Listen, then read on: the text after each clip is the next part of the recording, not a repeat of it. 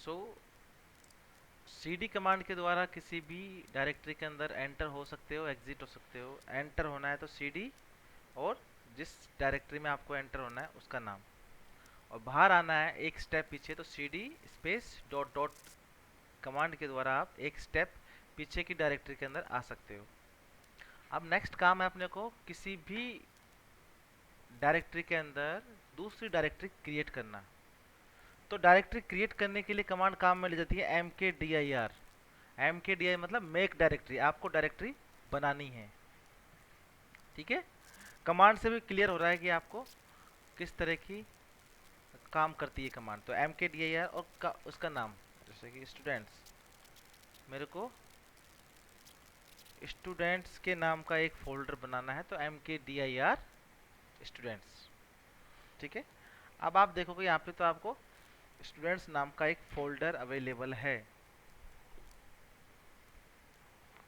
तो इसमें तो कोई समस्या नहीं है किसी को। हाँ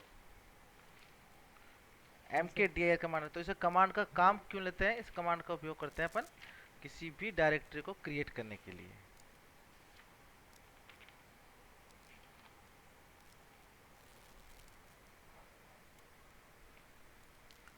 नेक्स्ट है, अगर आपको एक साथ एक से अधिक डायरेक्टरी क्रिएट करनी है, यानी कि आपको एक साथ एक से अधिक डायरेक्टरी क्रिएट करनी है, तो आप इसके द्वारा कर सकते हो। जैसे कि mkdir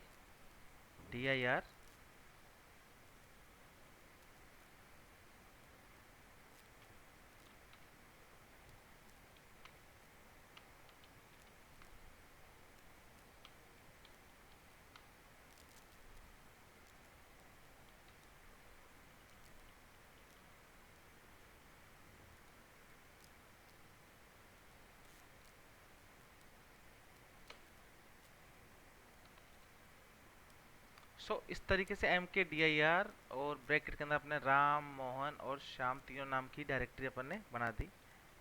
cd Ram, cd space dot dot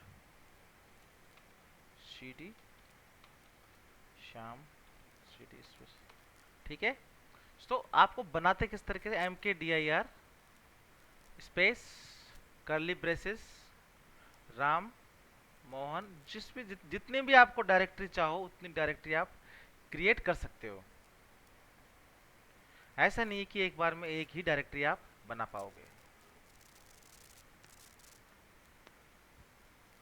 आप यहाँ देखो, यहाँ राम, मोहन, ये जितने भी नाम थे आपने सबकी डायरेक्टरी यहाँ पे क्रिएट हो रही है यहाँ पे।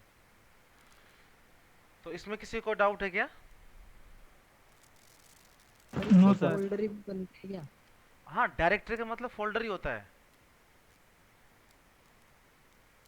डायरेक्टरी का ठीक है सर। मतलब फोल्डर ही होता है कि आप कोई भी फोल्डर क्रिएट कर सकते हैं इसके नाम से। नेक्स्ट ऑप्शन है सर इसमें। हाँ बोलो। सर फोल्डर के अंदर फाइल बनानी हो तो? फोल्डर के अंदर फाइल बनानी हो मैं बताऊंगा अभी आपको, लेकिन फिलहाल मैं ओके फोल्डर सर। बनाने की बात कर रहा हूँ। अगर फोल्डर बनाने में किसी को कंफ्यूजन है, एक साथ एक भी बना सकते हो, एक से अधिक भी बना सकते हो आप। जी सर। mkdir-p पेरेंट्स, यानी आपको एक पेरेंट डायरेक्टरी और उसके अंदर सब डायरेक्टरी दोनों एक साथ बना सकते हो। जैसे कि फाइल 1 नाम की एक डायरेक्टरी है। अब मैं चाहता हूँ कि उसके अंदर बहुत सारी डायरेक्टरी बननी चाहिए, f1, f2, f3, f4। ठीक है, तो अब क्या बनाया अपने, फाइल 1 के अंदर f1, f2, f3, f4।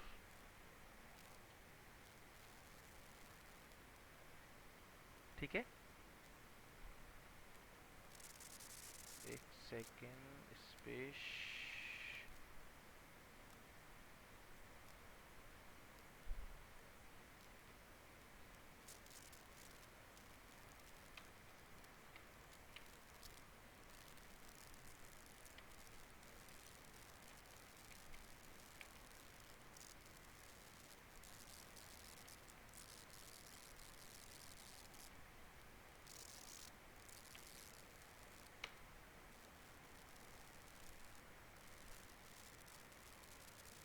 सो फाइल टू के अंदर F1 F2 F3 F4 बन रहा है। सो आपको अगर आपको पेरेंट के अंदर सब डायरेक्टरी बनानी तो स्पेस नहीं छोड़ना है इसके अंदर आप, ठीक है।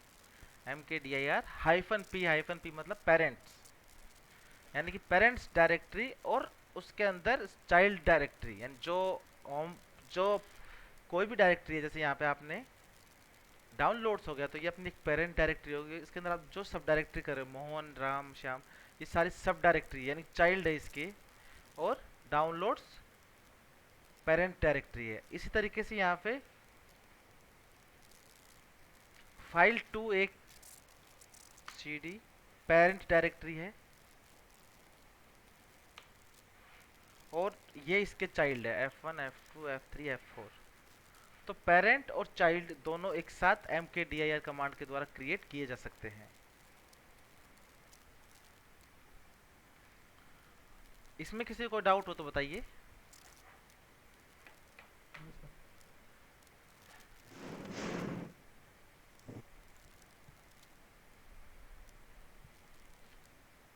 आगे बढ़े फिर। Yes sir. Okay,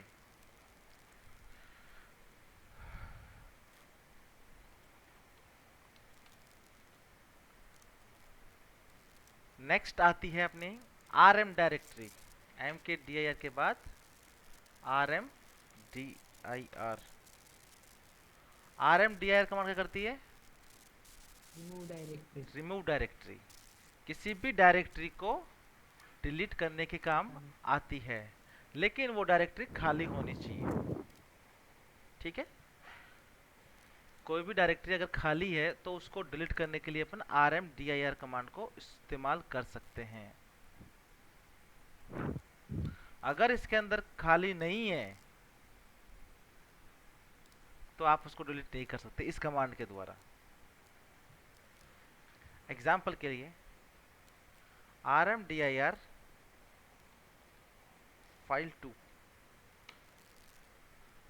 failed to remove file to directory, क्योंकि डायरेक्टरी इज नॉट एम्प्टी। समझ में आ रही बात? क्योंकि फाइल टू यस के सर। अंदर अपनी बहुत सारी सब डायरेक्टरीज बनी हुई है, इसलिए वो खाली नहीं है। लेकिन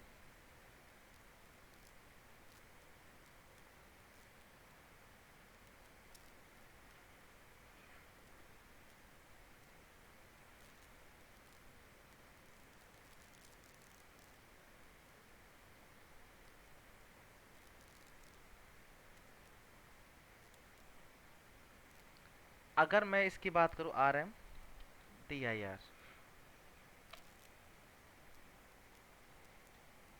फाइल टू, और उसके अंदर F1 की बात करूं मैं, इस डायरेक्टरी को मुझे हटाना है तो आप इसको इजीली हटा सकते हो। हट चुकी हो डायरेक्टरी, आप चेक कर सकते हो फिजिकली कि वो डायरेक्टरी है या हट चुकी है।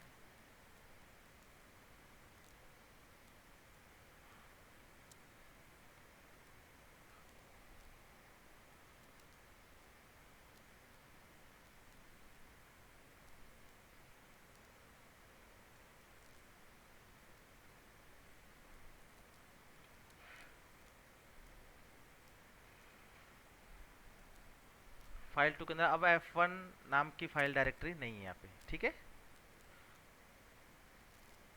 इसमें किसी को डाउट?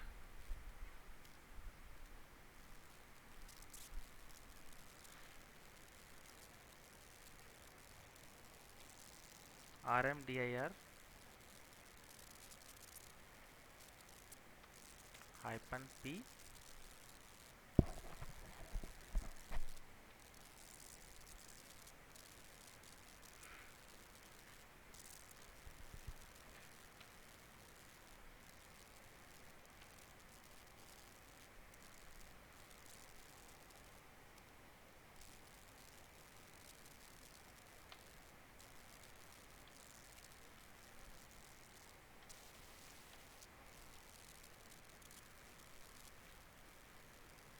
जब तक डायरेक्टरी खाली नहीं होगी इस कमांड के द्वारा आप डिलीट नहीं कर सकते।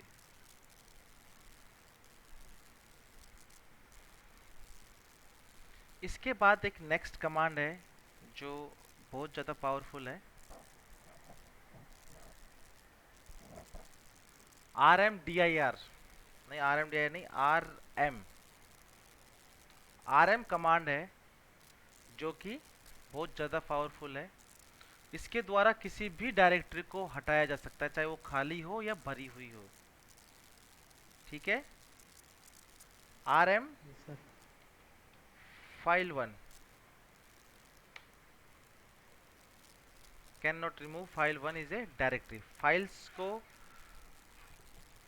हटाने के लिए काम में लेते हैं, लेकिन -R।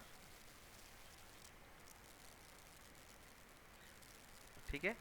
फाइल1 नाम की डायरेक्टरी अपनी हट चुकी है। अब अपन चाहते हैं कि पेरेंट और चाइल्ड सब कुछ हटना चाहिए इसमें एक बार में। सो RM-R file2। अब इसने पूछा भी नहीं है अपने से file2 के अंदर डायरेक्टरी थी या जो भी थी, वो खाली थी भरी थी, सारी डायरेक्टरीज को हटा सकता है। तो इसकी सबसे बड़ी बात यही, इस कमांड के द्वारा आप जब कभी भी इस कमांड को इस्तेमाल करोगे तो आपसे कन्फर्मेशन नहीं मांगता है कि आप श्योर वांट टू डिलीट और नॉट। अगर आपने किसी भी ऐसी फाइल को डिलीट कर दिया जो यूनिक्स के लिए आवश्यक है, तो आप उसको रिवर्ट नहीं कर सकते। एक बार डिलीट कर दिया मतलब फाइनल डिलीट कर दिया आपने। सो RM कमांड के द्वारा किसी भी फाइल या डायरेक्टरीज को आप डिलीट कर सकते हो। -R की ऑप्शन के द्वारा किसी के अंदर सब डायरेक्टरी, चिल्ड्रन, जो कुछ भी है वो सब डिलीट कर सकते हो -R के द्वारा।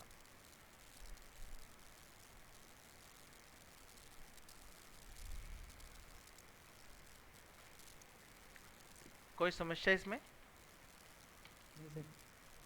नहीं सर। मैंने दोबारा फाइल बनाई है एम के लिए यार। अब RM -R V command. V का मतलब होता है वर्बोस। ठीक है। जिसका काम क्या होता है, जिसका काम ये होता है, जब आप V कमांड को इस्तेमाल करते हो तो आपको स्टेप बाय स्टेप सारी चीज़ दिखाता है ये। पहले इसने F3 को हटाया, फिर F2 को हटाया, फिर F4 को हटाया, फिर F1 को हटाया, फिर F2 को, फाइल2 को हटाया इसने। ठीक है। तो आपको डिटेल स्टेप बाय स्टेप, पहले स्टेप में क्या किया, दूसरे स्टेप में क्या किया, तीसरे स्टेप में क्या किया इस कमांड ने, वो किसी भी कमांड का देखना हो तो आपको वीक ऑप्शन को इस्तेमाल कर सकते हो। क्लियर? ये command step by step yes. कौन से काम करती है वो देखने के लिए अपन वी ऑप्शन, जिसको अपन वर्बोस बोलते हैं, उसको इस्तेमाल कर सकते हो आप।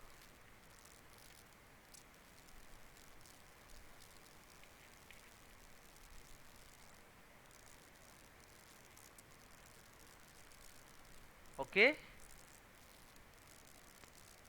Yes sir. ओके। तो अब नेक्स्ट है एलएस ऑप्शन। एलएस का ऑप्शन सब जानते हैं वैसे तो इसको। इसका मतलब होता है लिस्टिंग डायरेक्टरी कंटेंट, यानी कि इस डायरेक्टरी में जो भी कंटेंट है वो आपको दिखा देगा। cd space dot dot. अब मैंने ls कमांड किया आपको तो इस तरीके से आउटपुट आ रहा है सारे। अब इसके ऑप्शन कौन कौन से हो सकते हैं वो अपन देखेंगे। ls-x, इसमें कॉलम वाइज आउटपुट दिखाता है ये। आउटपुट इन मल्टीपल कॉलम्स, -x के द्वारा कॉलम वाइज आउटपुट दिखाता है। देखो दोनों आउटपुट में अंतर है, कॉलम के नीचे कॉलम, कॉलम के नीचे कॉलम आउटपुट आ रहा है।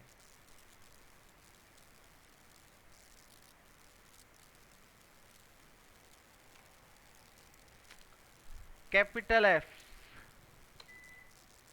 जिसके द्वारा डायरेक्टरी और एग्जीक्यूटेबल फाइल्स के अंदर अंतर किया जाता है। ठीक है।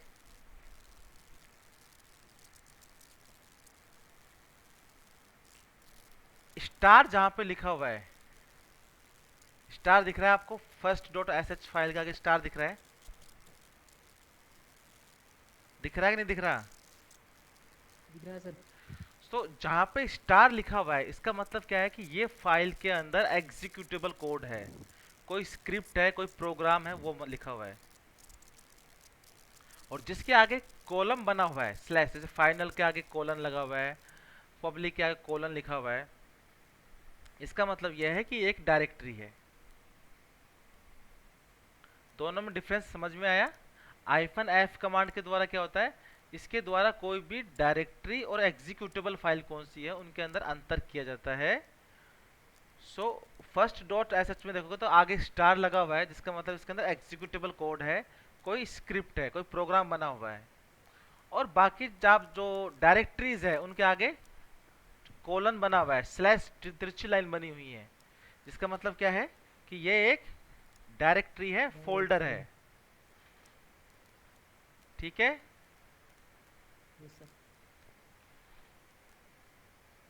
नेक्स्ट है हाइफन ए, जो कि आपके कंप्यूटर में किसी भी डायरेक्टरी में हिडन फाइल्स होती है उनको भी दिखा देता है।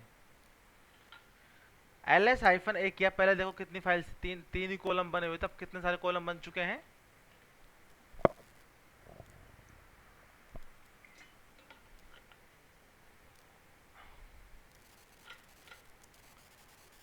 समझ में आ गया? Yes sir. सो -a के द्वारा किसी भी डायरेक्टरी के अंदर जो भी हिडन फाइल्स है उसको देखा जा सकता है।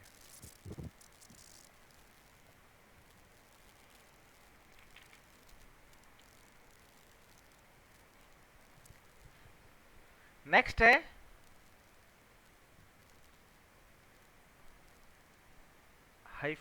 -r,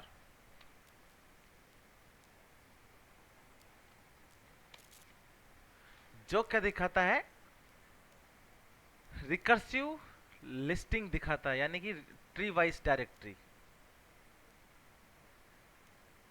आप ऊपर से आउटपुट देखोगे इसका, एक्चुअली ये थोड़ा सा आउटपुट थोड़ा सा गोच पोच हो रहा है, इसको थोड़ा सा और क्लियर करते हैं अपन। -8 आता है। सो ये आपको ER क्लियर की, जैसे कि आपने यहाँ पे किया टॉय के अंदर, फाइनल के अंदर, ये आप ये वाली तीनों फाइल्स है। वीडियोस के अंदर वीडियोस खाली है, टॉय के अंदर ये सारी फाइलें पड़ी हुई है। तो आपको किसके अंदर कौन कौन सा कंटेंट है, किस डायरेक्टरी के अंदर कौन कौन सा कंटेंट है, वो एक साथ एक दिखा देता है। जैसे कि यहाँ पे आप स्टार्टिंग देखो, डॉक्यूमेंट्स वाली खाली है, कुछ भी नहीं है इसके अंदर। डाउनलोड्स के अंदर EXP F1 F2 F3 ये वाला कंटेंट है। डाउनलोड्स का XP है वो खाली है, F1 खाली है, F2 खाली है, F3 खाली है, F4 खाली है, मोहन खाली है, राम खाली है, श्याम खाली है, स्टूडेंट्स खाली है। ओके, फाइनल, मोहन, ये सब तो रिकर्सिव यानी कि ट्री वाइज जो स्ट्रक्चर है वो दिखा देता है आपको, किस डायरेक्टरी के अंदर क्या क्या है क्या क्या नहीं है वो दिखा देता है।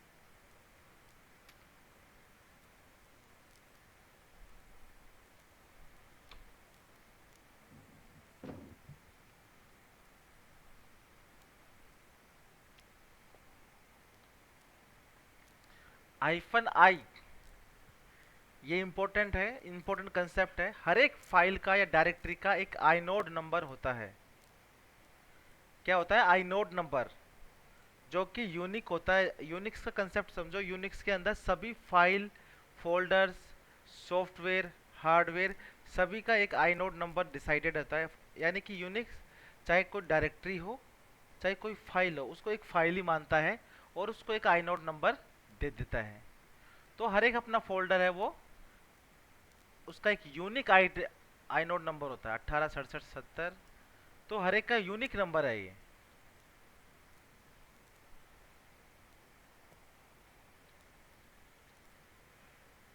अब आप देखोगे यहाँ पे जितने भी फाइल्स हैं या डायरेक्टरी है उन सबका एक आइनोड नंबर है। यहाँ पे देखो, इसका 37 है, इसका 38 है, इसका 29 है। समझ में आ रही बात मैं क्या बोलना चाह रहा हूँ? हर एक डॉक्यूमेंट का या हर एक फाइल फोल्डर का एक यूनिक नंबर जनरेट होता है, जिसको अपन बोलते हैं आई नोड नंबर यूनिक्स के अंदर। क्लियर हो गया? ये नहीं हुआ? Yes sir. Yes sir. ठीक है। Yes sir.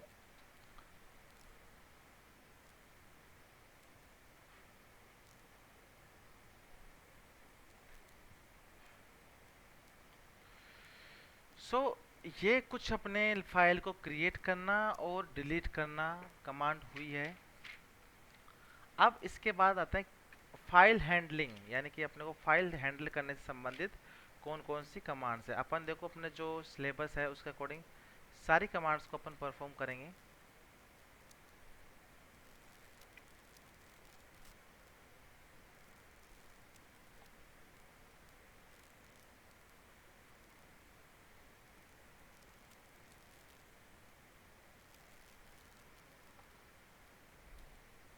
सो नेक्स्ट जो कमांड है अपने पास वो है कैट कमांड।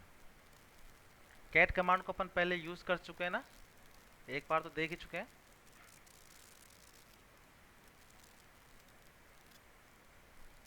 सो यूनिक्स हो गया, एलएस कमांड हो चुकी है अपनी, कैट अब करेंगे, आरएम हो चुका है अभी, और बहुत सारे अपने ऑप्शंस है। अपन ये वाले डायरेक्टरी मैनेजमेंट वाला ये वाले टॉपिक सारे कर चुके हैं अपन। ओके, नीचे वाले में से भी कुछ अपन कर चुके हैं। अब करते हैं फाइल को हैंडल करने संबंधित जो कमांड्स होती है वो अपन करेंगे। सो इस क्रम में सबसे पहले आता है अपना कैट कमांड। कैट कमांड बहुत ज़्यादा पावरफुल कमांड है। इसके द्वारा आप फाइल्स क्रिएट कर सकते हो, किसी एक फाइल का डेटा को दूसरे फाइल के अंदर मर्ज कर सकते हो। ठीक है, तो अपन ने पहले जब देखा था इसको अपन ने तो क्या किया था, कैट कमांड के द्वारा किसी भी फाइल का कंटेंट देखा था अपन ने। सपोज करते हैं कैट, पहले अपन फाइल देखते हैं ls।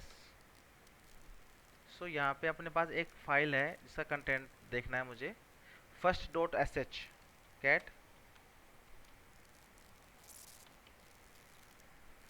तो किसी भी टाइप की फाइल हो, .txt हो या कोई सेल स्क्रिप्ट हो, उसका आपको आउटपुट देखना है तो इस कमांड का इस्तेमाल कर सकते हैं। तो टर्मिनल मोड के ऊपर ही आपको इस कमांड के द्वारा उसके अंदर क्या लिखा हुआ है वो आपको सारी चीजें दिखाई दे देगा। Okay, okay sir. So cat command के द्वारा आप किसी भी फाइल के अंदर का कंटेंट देख सकते हो।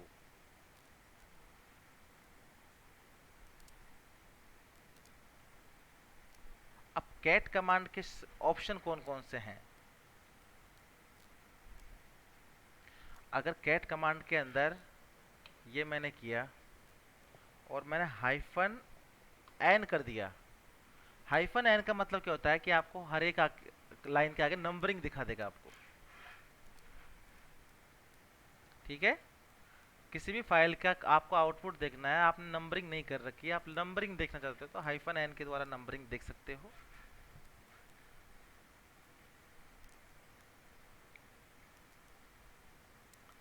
नेक्स्ट है कैट कमांड से फाइल क्रिएट किस तरीके से करते हैं। कैट इस वाले से जो अपना होता है ग्रेटर देन साइन वाला होता है, इसके द्वारा आप फाइल क्रिएट कर पाते हो। कैट और कुछ भी नाम हो सकता है अपना, स्टूडेंट डॉट टीएक्सटी फाइल मुझे क्रिएट करनी है। ठीक है, कैट कमांड के द्वारा स्टूडेंट डॉट टीएक्सटी नाम की फाइल क्रिएट करनी है अपन, तो कैट और इस साइन का अपन इस्तेमाल कर सकते हैं, ग्रेटर देन साइन का, और फाइल का नाम स्पेस है। ओके, अब मैं जो भी लिखूंगा इस कंटेंट इसके अंदर इस फाइल के अंदर सेव होता रहेगा। दिस इज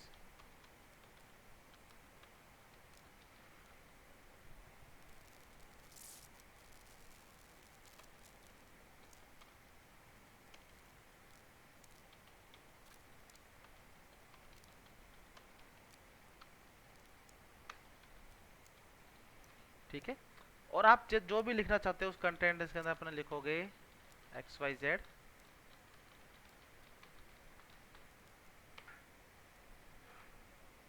अपना कंटेंट जो लिखना था आपने टाइप किया, टाइप करने के बाद फाइल को सेव करना है मुझे, इस नाम से फाइल सेव होनी चाहिए।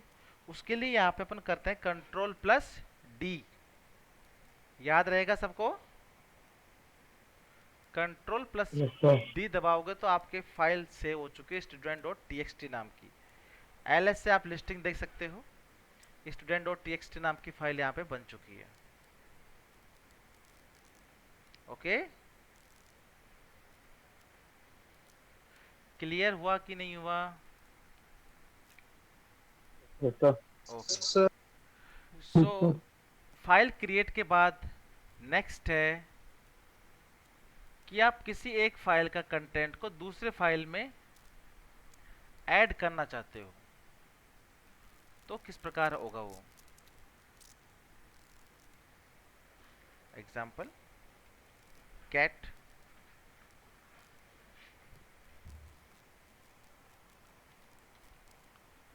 स्टूडेंट डॉट टीएक्सटी फाइल का डेटा मैं चाहता हूं कि पूरा डेटा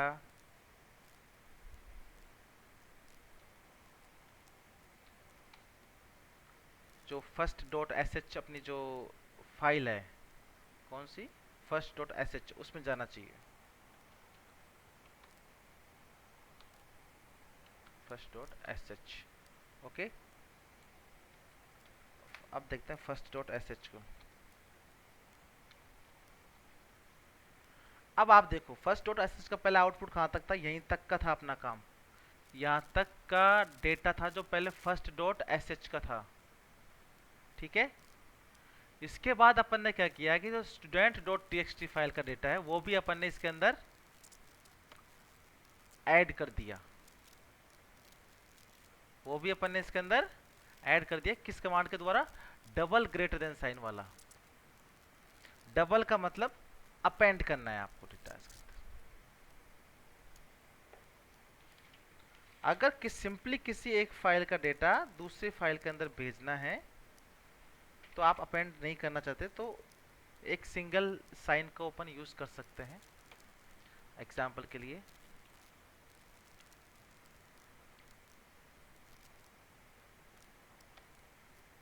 जहां पे समझ में नहीं आए आप प्लीज पूछ लीजिएगा।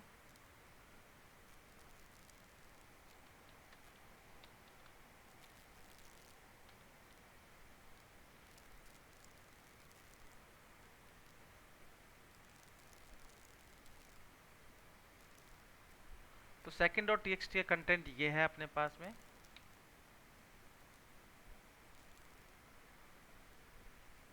फर्स्ट डॉट एस एच का अपने को आउटपुट अपने को भेजना है। कोई एक नई फाइल बनाता हूं मैं,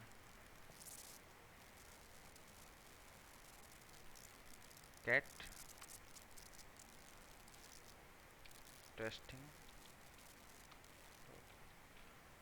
टीएक्सटी। ये 4 लाइनें इसके अंदर पहले से मैं सेव कर देता हूँ। कंट्रोल डी कर दिया, फाइल सेव हो चुकी है अपनी। अब मैं चाहता हूँ कि टेस्टिंग डॉट टीएक्सटी फाइल का डेटा या फिर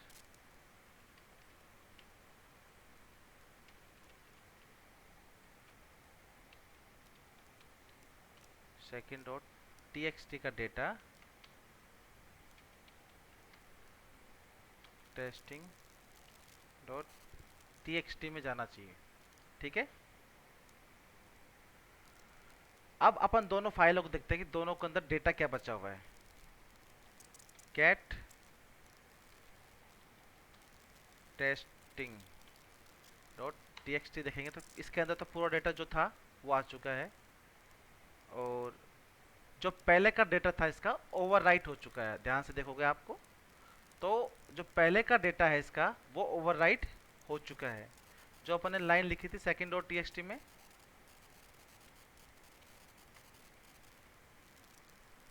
जो पहले लाइन लिखी हुई थी वो सारी लाइनें हट चुकी है।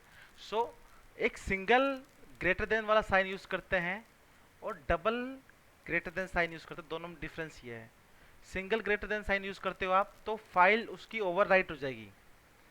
इसका मतलब क्या हुआ कि अगर मुझे सेकंड डॉट टीएक्सटी के डेटा को पूरी तरीके से ओवरराइट करना है टेस्टिंग डॉट टीएक्सटी में तो मैं सिंगल कॉलम यूज करूंगा, single greater than sign use करूंगा।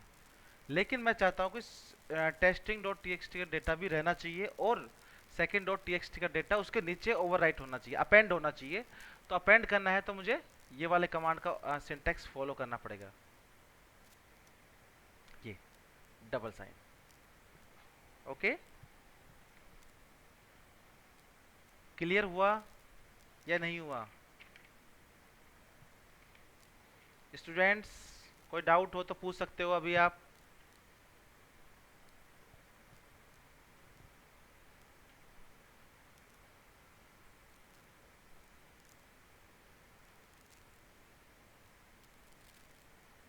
Class yes sir. आवाज आ रही है कि नहीं आ रही?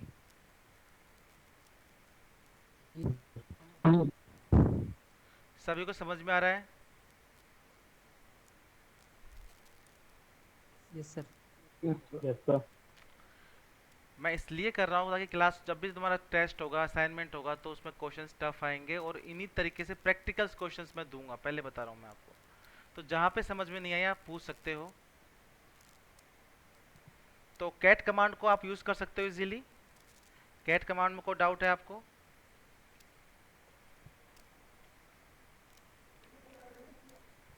आगे बढ़े कैट के अलावा?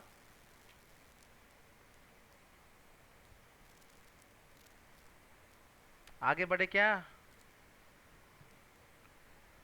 हाँ सर। नेक्स्ट कमांड है सीपी कमांड। सीपी मतलब कॉपी करना। एक फाइल को दूसरी जगह पे कॉपी करना, इसको आप बोलते हैं कॉपी कमांड। ठीक है। सो एक साथ एक से अधिक फाइल्स भी हो सकती है। अगर एक बार एक से अधिक फाइल्स होगी आपकी, तो डेस्टिनेशन क्या होगा? आपका कोई फोल्डर होना चाहिए। समझ में आ रही बात? अगर एक फाइल को दूसरी जगह कॉपी करना है तो कोई इश्यू नहीं है, कॉपी कर सकते हो इजीली आप। जो नॉर्मल कॉपी कमांड होता है वही काम ये करता है। ये आपका लिस्टिंग है आपकी। सो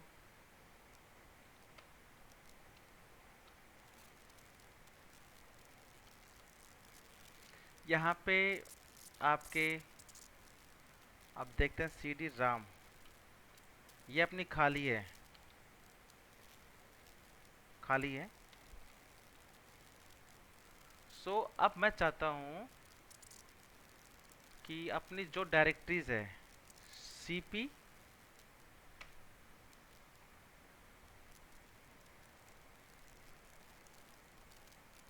exp file, f1 file, f2 file, f3 file, ये सभी फाइलें कॉपी होनी चाहिए, लेकिन किसके अंदर होनी चाहिए कॉपी? राम के अंदर होनी चाहिए। ठीक है। कमांड क्या होता है? पहले आपका सोर्स दिखाता है, फिर आपका डेस्टिनेशन दिखाता है। तो जैसे ही आप करोगे omitting directory, omitting, okay,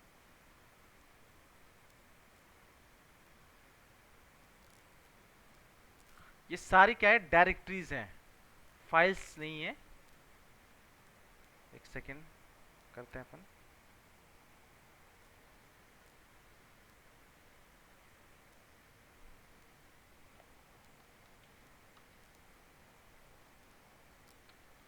cp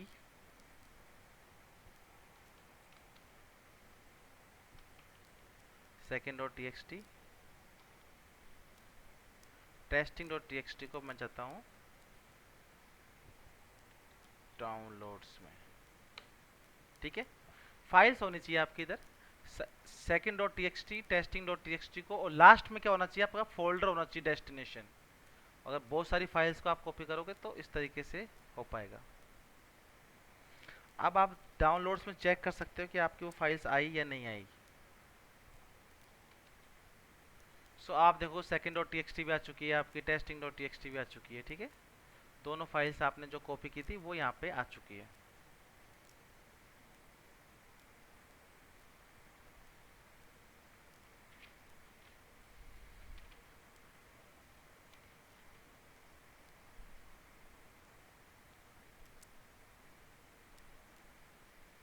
next है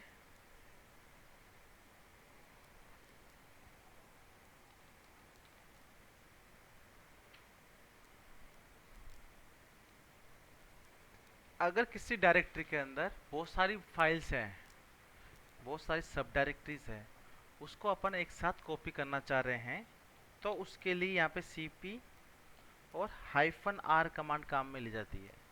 -r का मतलब होता है रिकर्सिव कॉपी, एक के अंदर सब डायरेक्टरी के अंदर दूसरे सब डायरेक्टरी, उसे मुझे कॉपी करना है, तो आप इस कमांड को इस्तेमाल कर सकते हो। जैसे कि डाउनलोड्स अपनी डाउनलोड्स है, मुझे किसी फोल्डर में कॉपी करना है उसको। सपोज करते हैं म्यूजिक के अंदर कॉपी करना है अपने को, ठीक है। एक सेकंड अपन दोबारा इसको कॉपी करते हैं ताकि अपने को क्लियर पता होना चाहिए कि क्या हो रहा है इसके अंदर। जब भी आपने स्टेप बाय स्टेप देखना होता है तो अपन v कमांड को इस्तेमाल करते हैं। तो आपने v के द्वारा किया था, पहले डाउनलोड्स म्यूजिक में कॉपी गया, downloads music, download second.txt, download testing, तो ये सारी फाइलें आपकी इसके अंदर कॉपी हो चुकी है।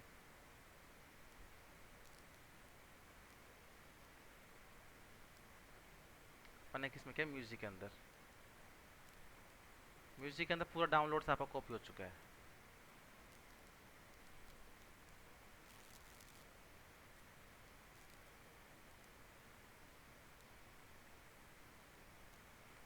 ठीक है students. Yes sir. So cp command के द्वारा आप बहुत सारी फाइल्स को कॉपी कर सकते हो। अगर बहुत सारी कोई सब डायरेक्टरीज है उसको आप कॉपी कर सकते हो, ठीक है। अगर आपको बहुत सारी फाइल्स को कॉपी करना है, जैसे अपन ने यहाँ पे किया cp second.txt, testing.txt, जितनी फाइल्स को आप एक साथ कॉपी करना चाहते हो वो लिख सकते हो एक साथ में, लेकिन लास्ट में जो आपका डेस्टिनेशन है वो क्या होना चाहिए, कोई भी फोल्डर होना चाहिए। कोई भी फाइल होगी तो आपका कॉपी नहीं हो पाएगा, ठीक है। सो सिंटेक्स क्या है इसे कॉपी करने का, cp सोर्स आपका जितना भी होगा और डेस्टिनेशन, ठीक है। सोर्स आपका कुछ भी हो सकता है, बहुत सारी फाइल्स हो सकती है, टेक्स्ट हो सकती है, एग्जीक्यूटेबल फाइल हो सकती है। और डेस्टिनेशन क्या हो सकता है, डेस्टिनेशन आपका केवल और केवल फोल्डर होगा, ठीक है, कोई भी डायरेक्टरी होनी चाहिए। ये होता है आपका cp command. Clear? Yes sir. Sir कोई डाउट? किसी भी स्टूडेंट को डाउट हो तो ठीक है, नहीं तो आगे बढ़े।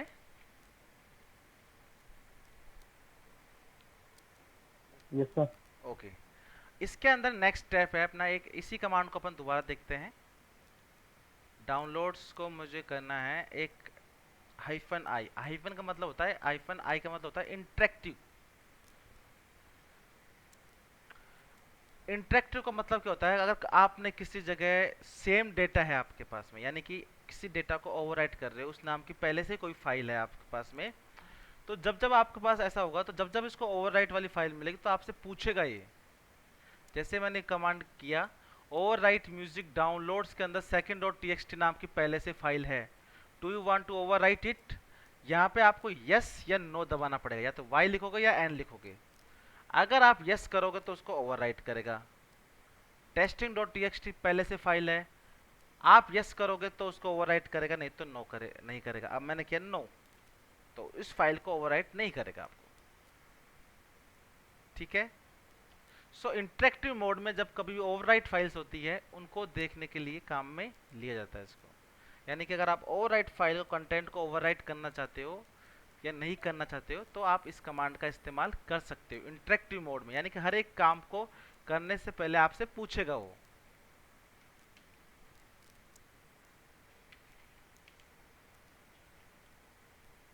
Okay, yes sir. Next command है rm। rm अपन देख चुके हैं अभी, remove directory, remove everything. rm command सब कुछ डिलीट कर सकती है आपको। अपन ने देखा था पहले पिछली क्लास में, मतलब पिछले टॉपिक पे, ls म्यूजिक।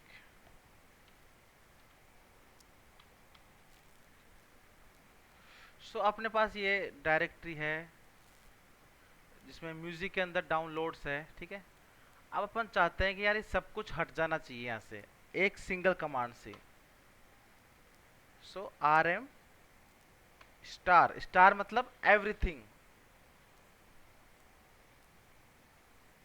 और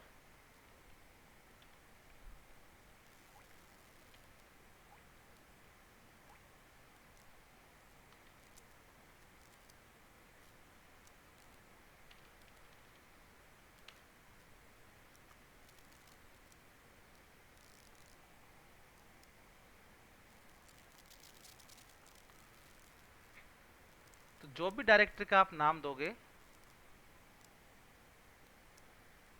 अब मैंने कह दिया कि डाउनलोड्स सब कुछ हट जाना चाहिए यहाँ पे। सो rm के बाद मैंने यहाँ पे स्टार, स्टार एक स्पेशल कीवर्ड्स है यूनिक्स के अंदर और बहुत इंपॉर्टेंट है और बहुत केयरफुली इस्तेमाल किया जाने वाला है ये। यानी कि स्टार का आप जब भी कहीं भी इस्तेमाल करते हो तो बहुत सोच समझ के इस्तेमाल करना चाहिए। अगर स्टार के मतलब आपने यहाँ लिखा, सो आपकी ये सारी चीज़ें हटा देगा ये। rm स्टार नहीं किया इसने, इस डायरेक्टरी करके दिखा रहा है ये।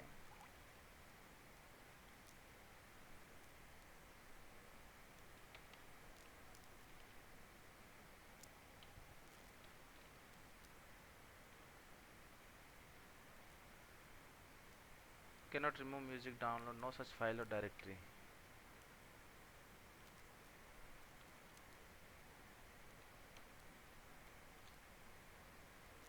शायद पहले से इसने डिलीट कर चुका है। ओ माय गॉड, सब कुछ इसने डिलीट कर दिया है एलएस के अंदर। होम डायरेक्टरी के अंदर देखें तो होम के अंदर पूरा डिलीट, अपनी एक कमांड के कारण सारे कंटेंट डिलीट कर चुका है। अपनी एक गलती के कारण ये सारा कंटेंट खाली हो चुका है, आप देखोगे यहाँ से। सो होम डायरेक्टरी के अंदर जो भी कुछ था अपना वो डिलीट हो चुका है, उसको अपन रिवर्ट नहीं कर सकते अब, ठीक है। सो स्टार कमांड को वो ध्यान से इस्तेमाल करना है। ये तो अपनी होम डायरेक्टरी थी जिसमें कोई ऐसा डेटा अपने पास नहीं था।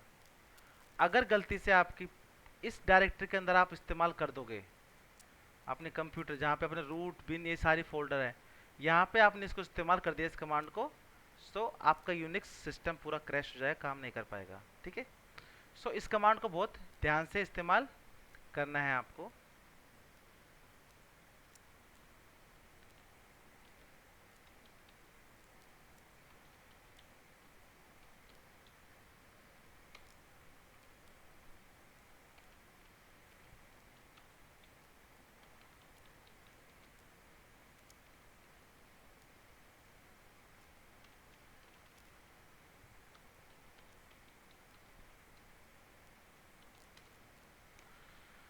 ओके, क्लियर हुआ आप लोगों को या नहीं हुआ? आगे बढ़े या आज के लिए इतना ही करें? हो गया हो गया सर ये तो। हो गया ना? तो इस कमांड को ध्यान से करना। आज हाँ सर। लास्ट कमांड कर लेते हैं आज की, फिर बाकी अपन नेक्स्ट क्लास में छोड़ेंगे। अब आज की जो नेक्स्ट कमांड है वो है mv। mv कमांड यानी कि जिसको बोलते हैं अपन रीनेमिंग फाइल्स, यानी कि जो अपन आपने कंप्यूटर के अंदर विंडोज के अंदर दो चीज़ें देखी, तो कट होता है और पेस्ट करते हो, कट को पेस्ट करते हो और एक कॉपी को पेस्ट करते हो। तो कट में और कॉपी में दोनों में क्या डिफरेंस है? कॉपी तो सर वो दूसरी जगह भी कॉपी हो जाता है, पहली जगह भी रहता है, लेकिन कट करने पर पहली जगह से कट जाता है, दूसरी जगह कॉपी हो जाता है वो। Exactly exactly। तो mv कमांड भी वही करती है। mv कमांड फाइल्स को एक जगह से दूसरी जगह पेस्ट करती है, नाम चेंज करती है, मतलब एक ही जगह रहता है कंटेंट आपका, ठीक है।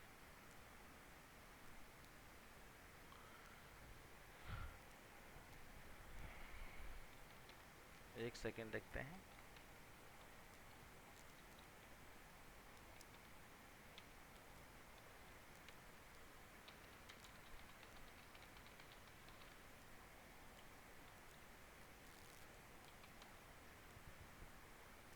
सो mv, इसका भी वही सिंटेक्स है। सिंटेक्स तो वही है, सोर्स और डेस्टिनेशन। पहले आपको सोर्स दिखाना पड़ेगा। सोर्स क्या है अपनी first dot txt file. Destination कहाँ है अपना म्यूजिक, ठीक है। अब आप देखोगे यहाँ पे फर्स्ट डॉट टी फाइल जो दिखाई दे रही थी वो अब यहाँ पे नहीं है, यहाँ से किसके अंदर चली गई है, म्यूजिक के अंदर। चेक कर सकते हो, ठीक है। तो म्यूजिक डायरेक्टरी के अंदर वो फाइल अपनी हो चुकी है पेस्ट। तो एक साथ एक से अधिक फाइल्स को कॉपी भी किया जा सकता है, कट भी किया जा सकता है, ठीक है ना। Yes sir. सो आपकी ये बेसिक्स कमांड थी आज की, उम्मीद करता हूँ आपको समझ में आई होगी, ठीक है।